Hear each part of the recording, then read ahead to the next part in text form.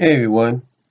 I would have done this earlier, but I wanted to rest a little bit. I have to work in a little while.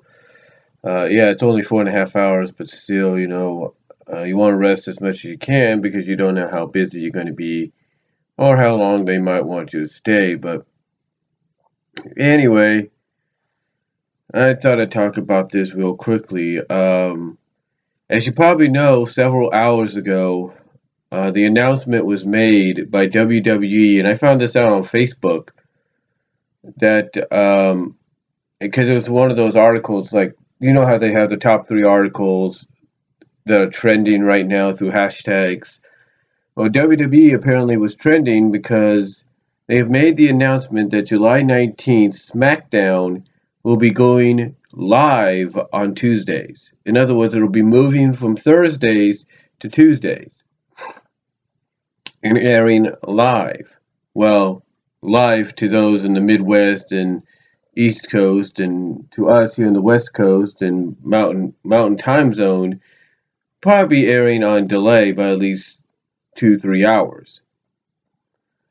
But anyway, long story short, that's what's going on. Now, I can assume one of the reasons for this, in my opinion, is to cut down on spoilers.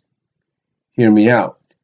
You see, when SmackDown gets taped on Tuesday nights and aired on Thursdays, everybody pretty much knows if they've read the spoilers what's going to go on, what's going to happen. So my assumption on this is the fact that this is my assumption. My assumption and opinion on this is that WWE now wants to avoid this because one of the things that whether we like what they're doing with Raw, we don't, and whether the ratings reflect it or it doesn't. Well, it does, but you get the idea. Whether the ratings reflect it positively or negatively, they get a lot more viewers than SmackDown. They get a lot more. The ratings are higher than SmackDown, and the viewership is higher than SmackDown. The reason being is because pretty much, yeah, people can read about the spoilers or what's going on, but most of the time, if they don't get a chance to do that, they have to tune in and watch the product and see what's happening for themselves. Again, my assumption and opinion on this um, is this is one of the reasons they are trying. This is one of the reasons they're finally going live on Tuesdays. That is to avoid this from ever happening. Now, another thing about this brand split is it's going to be basically an overhaul for SmackDown. Basically, it's going to have someone storyline based, if not behind the scenes, in charge. It sounds like it could be Stephanie McMahon, maybe. I'm not really sure.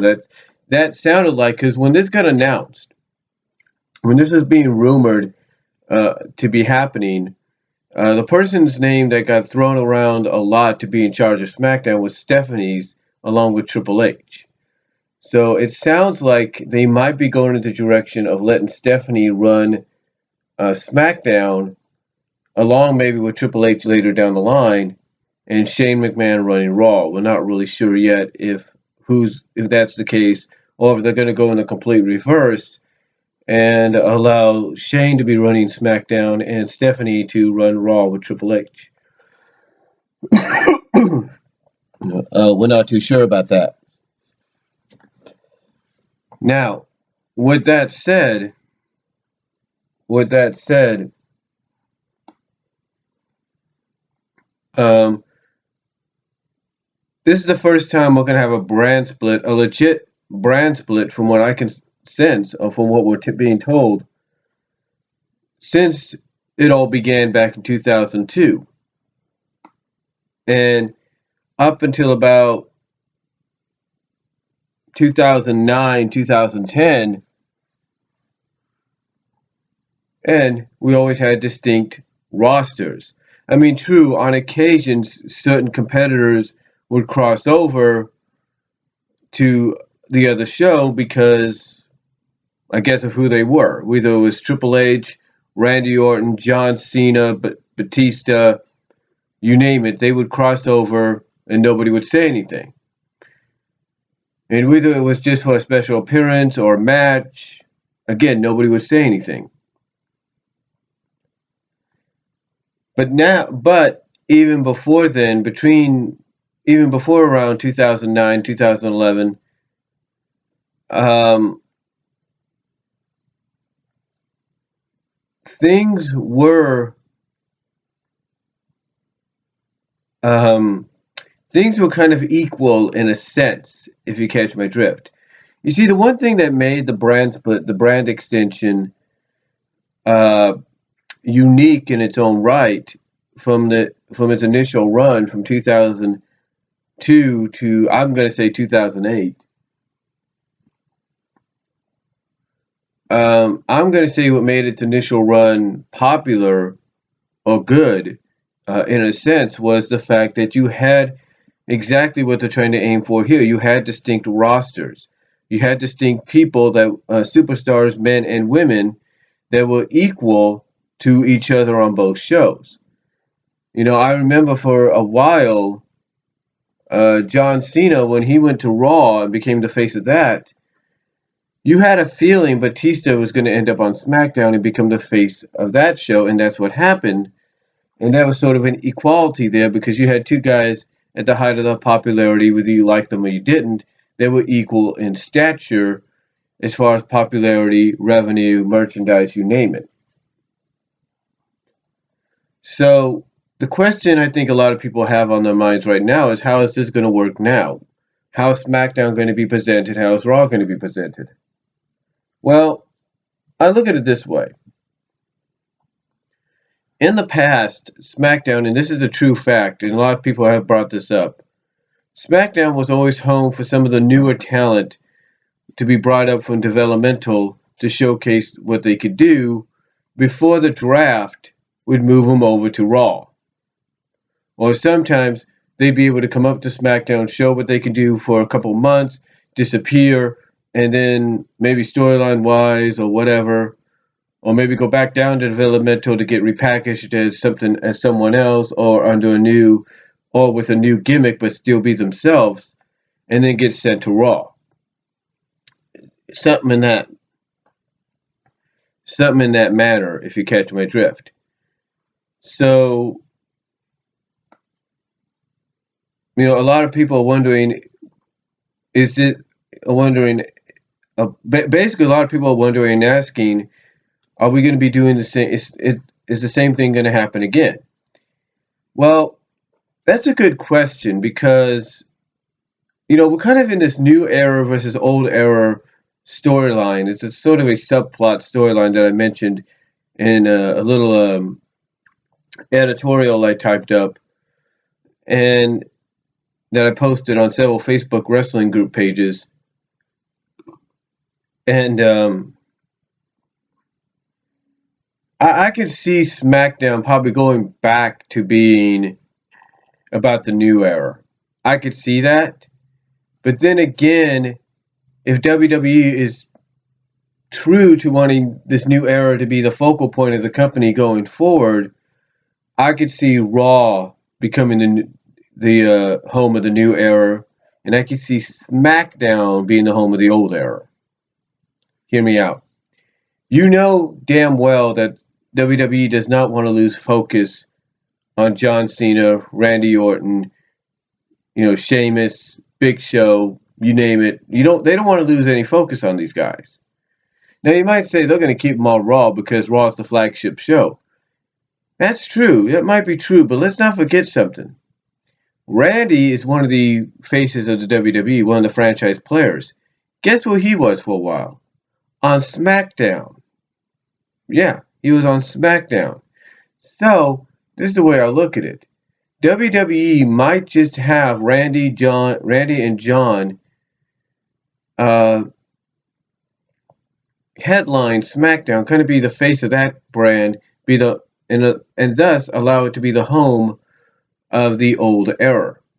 While Raw will be the focal point of the new era. That's just the way I look at it. That's just the way I look at it because it makes because if WWE is indeed committed to this new era, if you will, of the company, company of the stars, then the best way to commit to that is to use Raw as the base, as the home base of the new era, and let SmackDown be the home base of the old era. Now, the other question is, how unique will the rosters be? Well, I could see Raw mostly consisting of a new era mixture of talent, and SmackDown having that mixture of old era talent. But I could also see maybe it's a mixture of both. I could see, in a sense, maybe WWE doesn't want John Cena away from Raw, and they might mix him in there to stand alongside Roman Reigns. You might say, well, what about SmackDown? Well, SmackDown, I guarantee, will probably get Randy Orton, but to mix it in maybe with a little bit of the new, they might give him Kevin Owens to be an equal with. Thus, you have two top rivalries set for your show, and then you have a peripheral of other stars on those rosters that they could compete with and feud with.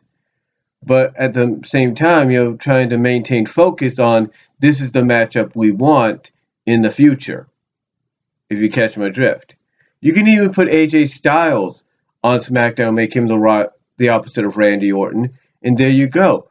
You're setting up for future rivalries with these two top guys. You're setting up for a matchup that people will want to see. Because if you're committed, according to several sources, of Reigns and Cena going at each other for the top title at SummerSlam, then you want to keep them on both shows, or keep them on the same show. If you're committed to a possible Randy Orton Kevin Owens feud or Randy Orton AJ Styles rivalry, you keep them on the same show, and although you let them compete against other opponents, you build up to anticipation as to when these two top faces of your brand are going to finally square off. Now, with that said, Ed, again, I look at it this way. I do see SmackDown being mostly dedicated to the old era because that's the best way to go, and Raw being the focal point of the new era. But I won't be surprised if maybe you see an influx, a 50-50 mixture of old and new on both sides to kind of balance it out. I'm not going to be surprised if we see that. But then here comes the other question. What about championships? Where are these going to play into? Are we going to bring back some championships to equal things out? Here's what I think is going to happen. You're only going to be bringing back one championship, if two at most. And what I mean by two at most is I see the World Heavyweight Championship no doubt probably being brought back for SmackDown. And I know people are going to hate me saying this. And I know some people are going to hate me saying this, but I could probably see the Divas Championship being brought back for SmackDown as well. I hate to say that. I could see that happening. I could see the Divas Championship being brought back for SmackDown where the Women's Championship remains on Raw. I know some people don't want to hear that. I know some people don't want to hear that, but I could see it happening. Now, another thing they could do, though, is they could do what they tried to do back when the brand split first originated in 2002. They could try to balance it out to where the World Heavyweight Champion, the WWE World Heavyweight Champion, and even the tag teams are exclusive to both brands. In other words, Roman Reigns can appear on both shows, Charlotte can appear on both shows, New Day can appear on both shows, and there you go. Now you might say, well, what about the people they'll be going up against? What if they're on one show, and everything, what's going on there? Well, if I remember right about if I can recall, when they first initially tried this in 2002, they tried to do it in a way that, okay, you would somehow have an opponent, the challenger, you'd have somehow the challenger show up on the other show either as part of the audience, in other words, paid a ticket to get into the event, or as an invited guest. That would be about it. The way I think they might try to do this, if they decide to go with a balancing of those three championships appearing on both shows, the way I see this going is not only do you make those champions exclusive to both shows, but you also make whoever their challengers opponents are for the time being exclusive as well.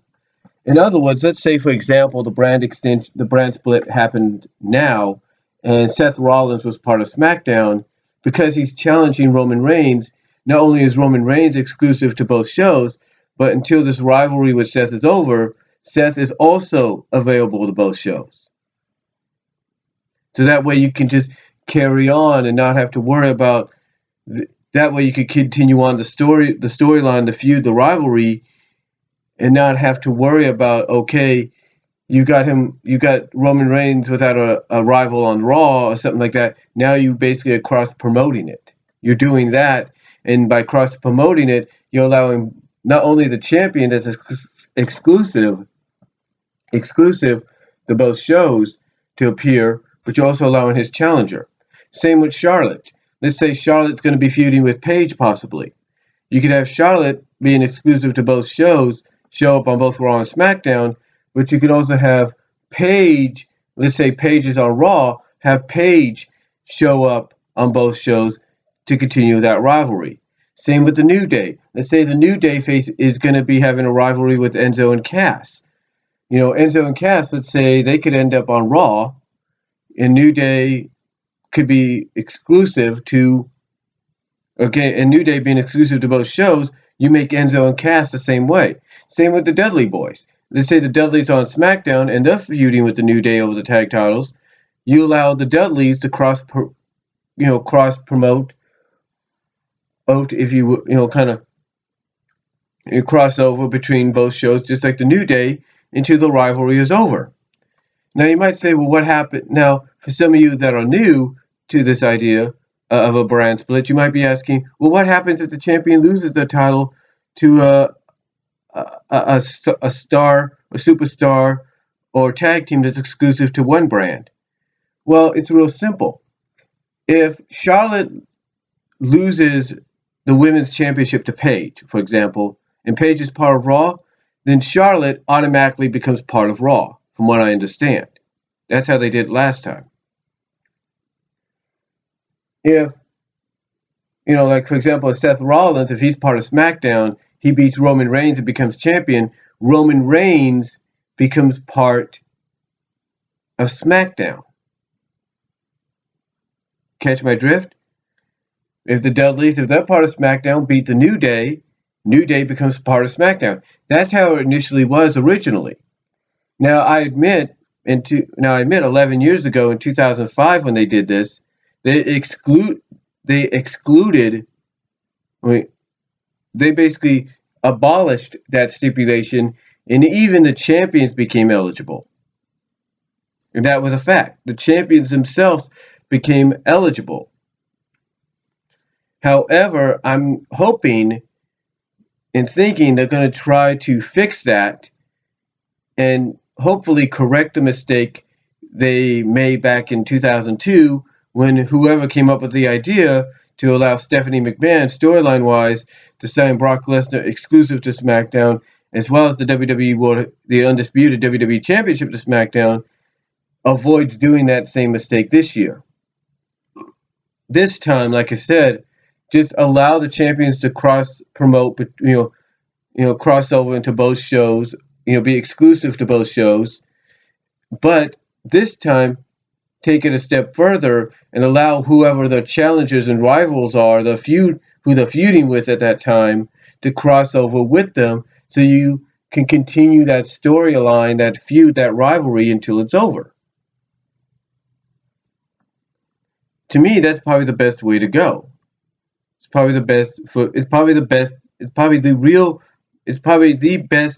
for business scenario they got, if you catch my drift. So, me, I'm looking forward to it. I'm looking forward to what they do. But to me, the best scenario is to, if you're not going to bring back the world, if you're not going to bring back the World Heavyweight Championship, and you're not going to equally bring back another Women's Championship, then the best thing to do, or even another Tag Team Championship, the best thing to do is to cross promote all the champions along with their challengers, rivals, the persons they're feuding with, to keep that constant flow so um, there's no confusion as to who they're really feuding with. Even if they might have something going on one show, try to keep it within the same context so it doesn't become confusing. So like I said, if it was to happen now and Seth Rollins was part of SmackDown and Roman Reigns being the champion is exclusive to both shows, allow Seth to cross over with Roman so you can continue the rivalry.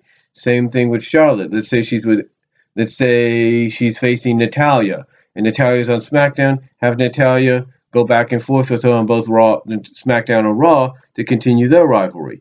Same with the New Day. Let's say they're facing the Vaudevillains. Vaudevillains are part of SmackDown. Have Vaudevillains go back and forth with them on both shows until it's over. It makes more sense. And in my opinion, I look at it this way as far as rosters, like I mentioned earlier. We're either going to have one show, which probably be SmackDown dedicated to the old era, while Raw will be dedicated and the focus point of the new era. But I wouldn't be surprised if we see 50-50 rosters of both old and new era stars on both shows. And the way I look at it, as far as focal points, faces of brands, I see Cena and Reigns being your top two faces of Raw. And as far as SmackDown goes, I see Randy Orton, Kevin Owens, or Randy Orton, AJ Styles as the faces of SmackDown. I really see that.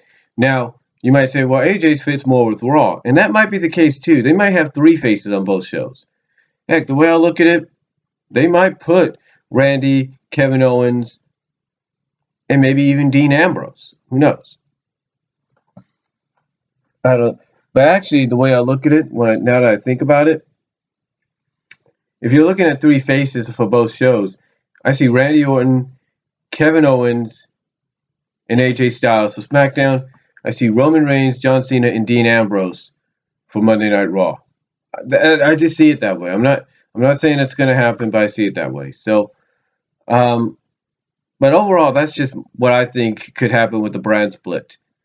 I also think maybe because if they are going to dedicate a majority of Raw to the new era, even if both shows are a mixture of rosters of old and new, I could see them changing up the announcers too. And I think this is where fans finally get what they want. I see Mario Renato, MR as some people call him, being on Raw as the lead announcer, and I see Michael Cole going back to SmackDown. I see Jerry Lawler coming back to Raw, and JBL going to SmackDown, and I see Byron Saxton unfortunately remaining on Raw, much to people's chagrin. But I see Corey Graves showing up on SmackDown to be part of that announced team. So, but again, we'll just have to wait and see what they do. But let me know what you guys think down below. But those are just my thoughts on the brand split and what I feel could happen and how I feel they can make it work.